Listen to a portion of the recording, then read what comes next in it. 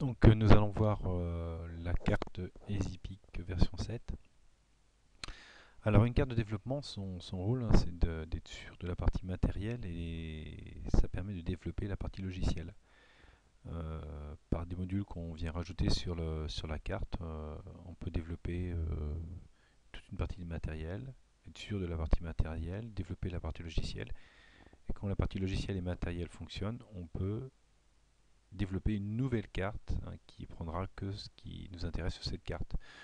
Donc sur la carte EasyPic, donc là nous avons le microcontrôleur. Donc on voit qu'il y a différents slots où on peut mettre différents types de microcontrôleurs. Là nous avons un PIC 18F45K22 sur la carte. Donc là nous avons le quartz.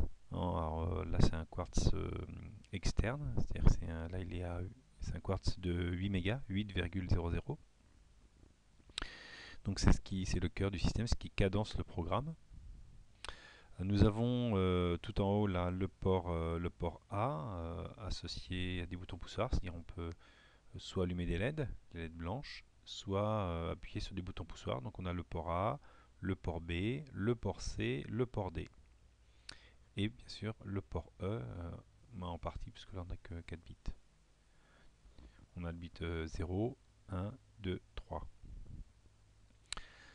Alors là, c'est des entrées numériques pour les boutons et c'est des sorties numériques lorsqu'on utilise les LED. Voilà. Là, vous avez une agrafe de plan de masse. Là, vous avez les switches de configuration. Donc, vous devez bien configurer les commutateurs. Donc, ça s'appelle SW1 est ici, SW1 est ici, pardon, SW2 ici, SW3 et SW4. Après, vous avez plein de petits cavaliers à configurer en fonction de ce que vous voulez utiliser. Donc là, on peut venir plugger un affichage 2 x 16 caractères. Là, un afficheur graphique. Et plugger ici ce qu'on appelle une dalle tactile. Là, vous avez les ports qui sont aussi en sortie. Vous pouvez venir connecter des choses, hein, des modules. Là aussi, vous pouvez venir connecter des modules à cet endroit-là. Ici aussi, on peut connecter des modules en microbus, hein, c'est-à-dire on peut connecter un module, par exemple, pour faire de l'acquisition situation GPS, ou du Bluetooth, ou du Wi-Fi. Donc, il y a pas mal de choses. Vous avez aussi ici un port USB CUART, c'est-à-dire qu'on peut connecter la carte sur un port USB d'ordinateur ou sur un port RS232. Alors bien sûr cette carte ne fonctionne que si elle est alimentée. Donc là vous avez le pôle d'alimentation. Donc vous connectez sur la borne noire ici qui s'appelle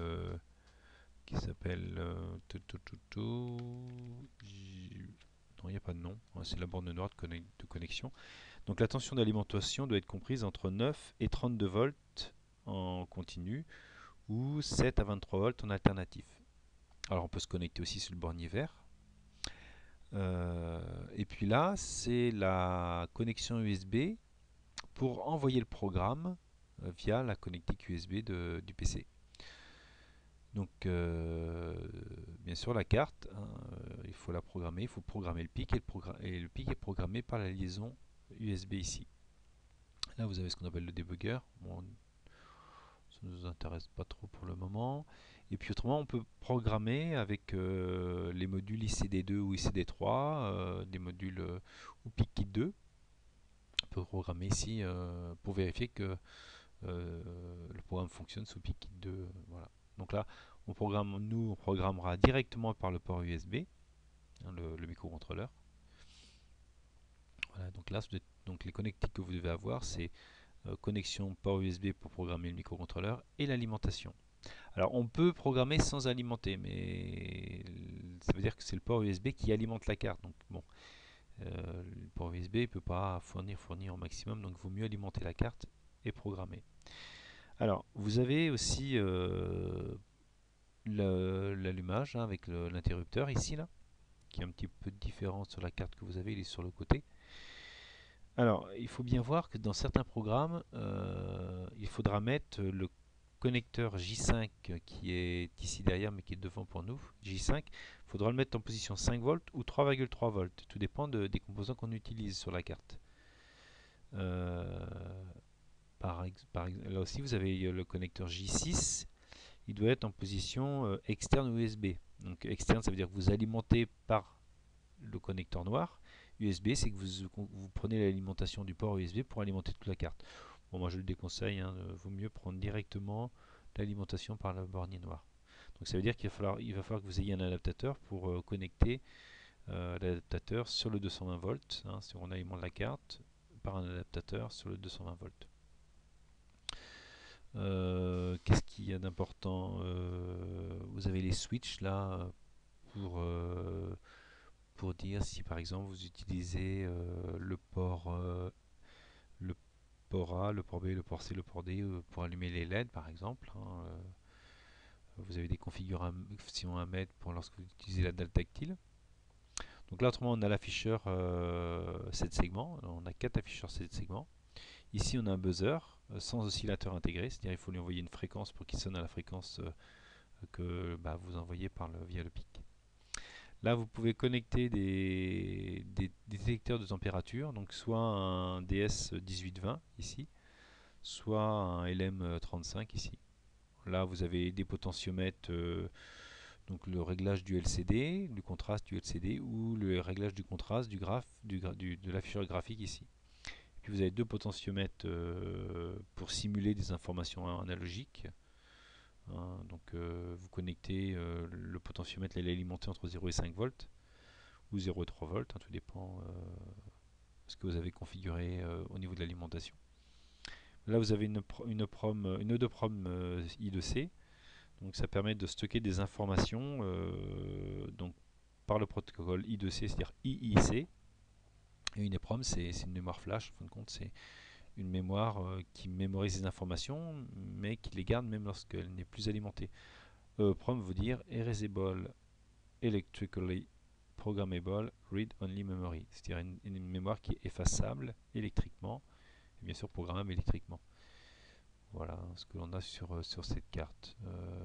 Vous avez un bouton de reset ici, hein, ça permet de vérifier que à la mise sous tension le programme s'exécute bien, hein, c'est le reset du microcontrôleur qu'il y a ici. Donc on a fait le tour à peu près de la carte. Donc on peut balayer le PDF pour voir un petit peu tout ce que j'ai pu expliquer. Donc la carte, hein, vous avez ici. Vous n'avez pas tout à fait ça, hein, le bout de l'interrupteur elle est sur le côté là. Alors, bon, il vous faut un câble USB, il vous faut une alimentation. Donc l'alimentation, vous la connectez ici. L'interrupteur, vous voulez sur les côtés. Alors il faut bien configurer les switches, il faut être en externe et soit position 5 volts pour J5 ou position 3.3. Il faut regarder dans le programme à chaque fois. Ou en fonction des composants que vous avez. Donc externe, donc c'est-à-dire qu'on se connecte ici. Et par exemple là on est en 3.3 volts, c'est-à-dire qu'on va générer du 3.3 volts pour la carte. Là vous avez le schéma de l'alimentation, là on retrouve l'interrupteur. Donc voilà, vous avez l'interrupteur ici, vous avez le connecteur ici noir, ici là. Vous avez l'indicateur de témoin de LED qui s'allume. Donc c'est le témoin qui est ici, c'est une LED CMS hein, qui s'allume lorsqu'on a l'alimentation. Voilà, puis là vous avez un MC3406 hein, qui permet de générer la tension de sortie, hein, c'est-à-dire soit du 5 volts ou alors après soit du 3.3. Donc là l'information, l'énergie arrive par ici, elle est redressée, filtrée, convertie en 5 volts, puis converti de 5 volts en 3.3. Voilà, donc on a deux alimentations, soit du 5 volts, soit du 3.3. Et puis bien sûr, l'alimentation, vous sélectionnez le 5, ça c'est connecté ici, ça c'est connecté là. Donc ça vous choisissez 3.3, soit du 5 volts avec le cavalier J5. Voilà. Voilà pour l'alimentation. Donc là on a le schéma, donc ça veut dire que si on souhaite dans nos systèmes refaire l'alimentation, voilà, on a tout. On a toute l'alimentation, tout le schéma. Voilà. Puis qu'à rerouter la carte. Donc là on voit qu'il faut plugger sur la broche ici, sur le port USB, plugger la connectique pour programmer le PIC. Donc c'est relié au port USB de l'ordinateur. Donc là, alimentation de la carte. Donc soit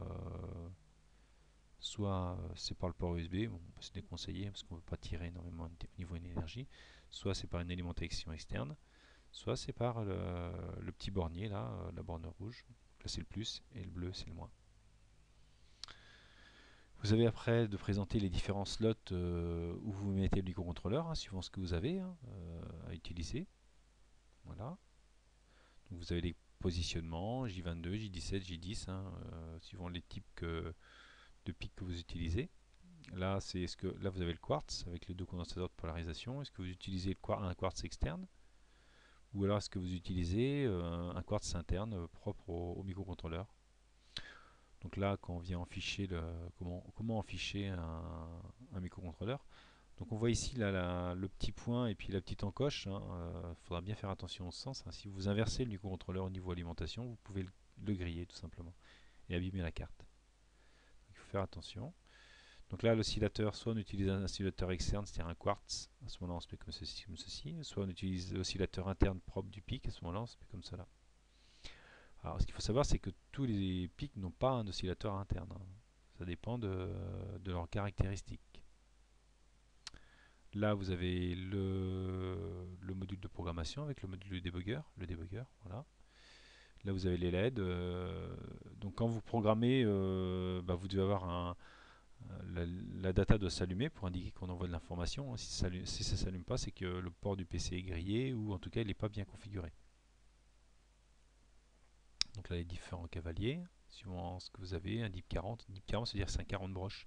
DIP 18, un 18 broches au niveau du microcontrôleur. DIP 20, 20 broches. DIP 8, 8 broches, etc. Donc là, la connectique USB vers le PC. Là, ou alors on programme par le module ICD, ICD2 ou ICD3. Le bouton de reset en haut de la carte, en haut à droite, voilà, pour initialiser le programme. Là, les LED, par exemple, là, la data, ça doit clignoter en bleu lorsque vous envoyez un programme. Donc là, le plugage, où est-ce qu'on se plug pour programmer par le module ICD2 et ICD3, hein, c'est un module qui est connecté par le port USB à l'ordinateur. Donc soit un module ICD2, ICD3 et aussi PIC2, on peut programmer pour PIC2. Donc il y aura des drivers à installer si ce n'est pas installé. Donc vous verrez si ça fonctionne directement sur vos postes. Si ça ne fonctionne pas, il y aura peut-être aussi la partie logicielle à installer. Voilà, et puis là c'est le mode débogage, donc ça ne nous intéresse pas trop. Donc voilà ce que l'on a. Alors on a ce qu'on appelle la l'UART, hein, la RS232. À côté de l'alimentation, on peut connecter soit sur une liaison série de PC, ou soit directement sur le port USB d'un PC. Donc on peut récupérer des informations, ou vous voyez des informations sur l'ordinateur. Voilà. Donc là, comment est fait le schéma. Donc là on a un Max 232. Non, c'est un 3232, pardon. Donc là le port série. Voilà, on s'est connecté.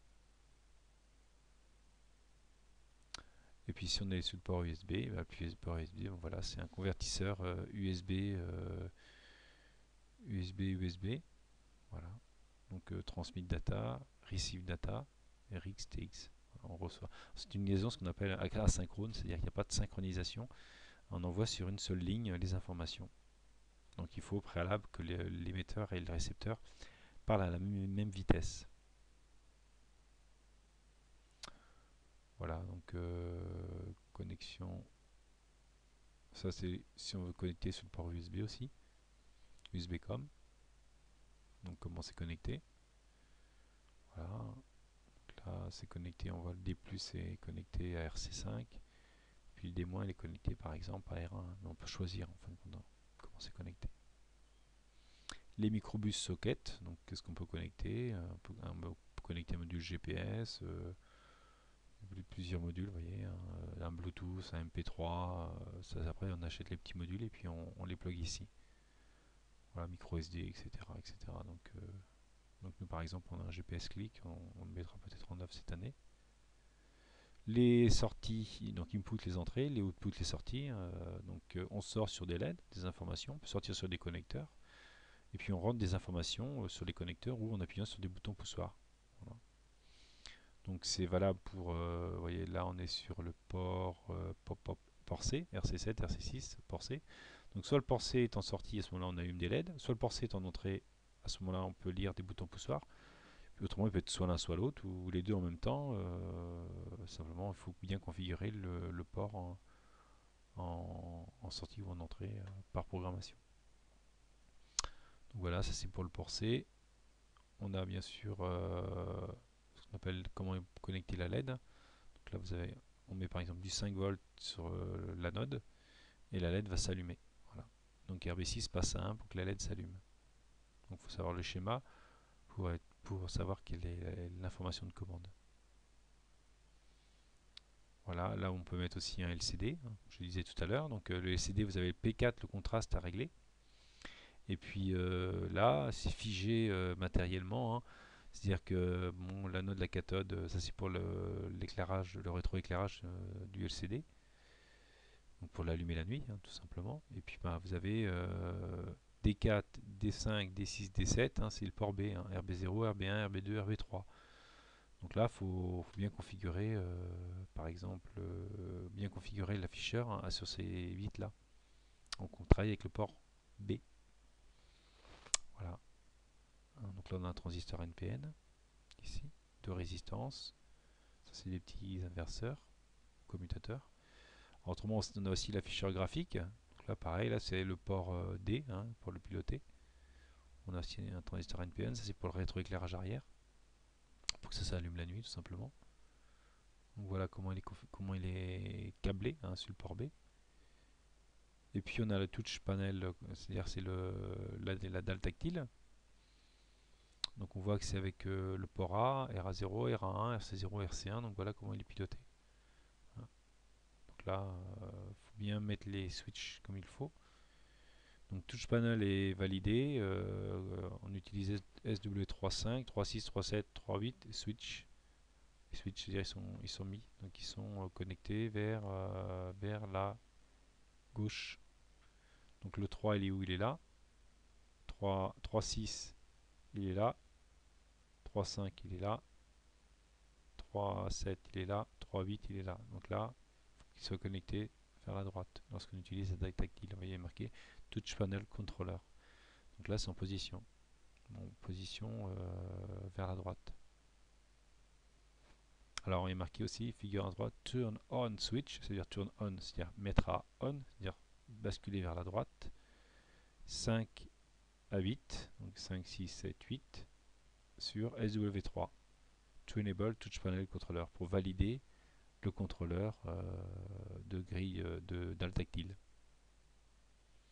Autrement, on a des afficheurs LCD, pardon, des afficheurs 7 segments. Donc 7 segments, pourquoi? Parce que si on les compte 1, 2, 3, 4, 5, 6, 7, on a 7 segments. Bon, c'est encore utilisé, par exemple sur les fours, souvent on a des informations, ou sur certains congélateurs ou frigos, frigidaires, on a des informations sur afficheur 7 segments. 7 segments display. Donc 4 digits, il y en a 1, 2, 3, 4, voilà. Donc là, turn on switch 1 à 4 to SW4. Donc vous voyez marqué 7 display. Donc pour l'utiliser, il faut que 1, 2, 3, 4 soit bien mis. Le schéma, donc si on a besoin de refaire le schéma, donc là on a un BC 846. Donc ça c'est un transistor NPN CMS avec une résistance de 10K. Voilà. Le DS1820, un capteur de température digital. Donc nous ne mettra pas en œuvre pour le moment. Par contre, ce que l'on va mettre en œuvre, c'est le LM35, parce qu'il est très simple à mettre en œuvre. C'est un capteur de température qui donne une tension analogique, bien sûr, qui est fonction de la température. Donc on verra ça. Les entrées, on peut simuler des informations analogiques hein, avec les potentiomètres. Donc on a le potentiomètre P1 et le potentiomètre P2. Donc bien sûr, il faut dire à quelle ligne de port il est connecté. RA0, RB1, RB0, donc on a le choix. Donc on voit bien analogue, digital, converteur. donc conversion analogique numérique, et donc ça ce sont des entrées. Donc l'information, vous voyez, elle est analogique, c'est-à-dire elle oscille en fonction de comment vous tournez le potentiomètre. Alors, le cas très simple, par exemple, c'est pour simuler la luminosité ambiante par un capteur, une LDR, par exemple. Donc là, on simule la luminosité ambiante pour voir si ça réagit. On a une I2C prom, là, une prom I2C. I2C, c'est-à-dire IIC. EPROM, c'est-à-dire Electrically Erasable, Programmable, Read Only Memory. Mémoire à lecture seule, effaçable électriquement et bien sûr programmable électriquement. Voilà donc le schéma de la mémoire, c'est une 24C08. Donc nous, c'est une 24C08 WP. Voilà, donc il y a 8 broches. 1, 2, 3, 4, 5, 6, 7, 8. Vous voyez l'encoche là, qu'on a coché là, la borne 1 est ici. Et on compte comme ça, 1, 2, 3, 4, 5, 6, 7, 8. Donc là par exemple, on voit les bornes d'alimentation, c'est la borne 8 et la borne 4 à la masse, VSS, VCC. On a un adressage A0, A1, A2, et puis on a les informations. On a le serial clock, donc l'information qui... Là c'est la clock, c'est-à-dire c'est le synchronisme de l'information. Et puis on a la serial data, c'est l'information data. Donc soit elle sort, soit elle rentre l'information, en fonction de qu'on est en lecture ou en écriture. Et on récupère l'information sur SDA synchronisée sur les tops d'horloge sur SCL, Serial Clock. Et l'information est une information synchrone parce qu'on a un synchronisme, on a des tops d'horloge et l'information est transite sur la ligne SDA. Puis on a deux résistances de pull-up, c'est-à-dire c'est des résistances de tirage au VCC. C'est-à-dire que là, si on regardait la structure interne, on verrait des transistors NPN en sortie lorsqu'on est en information de sortie. On a un petit buzzer, voilà, le schéma. Par exemple, on a une fréquence de 3 kHz, et bien on aura un son à 3 kHz, et suivant le rapport cyclique qu'il y a, on a un volume plus ou moins fort. Donc là 50%, là à 80% et là à 20%. Donc on fait ce qu'on appelle du PWM, du Pulse Width Modulation, c'est-à-dire de la modulation de largeur d'impulsion, MLI en français. Voilà pour le buzzer. Bon, il faudra éviter de faire des mesures sur la carte, comme c'est proposé, c'est bien, mais c'est une carte. Il faut éviter de venir faire des mesures. Normalement, elle fonctionne la carte, car si on fait une fausse manip, si on ramène la masse par exemple sur un potentiel chaud, on fait un court-circuit et il y a quelque chose qui va griller, soit des LED ou une sortie de pic. Donc voilà notre carte de développement sur laquelle on va travailler pendant plusieurs semaines. La carte EasyPeak version 7.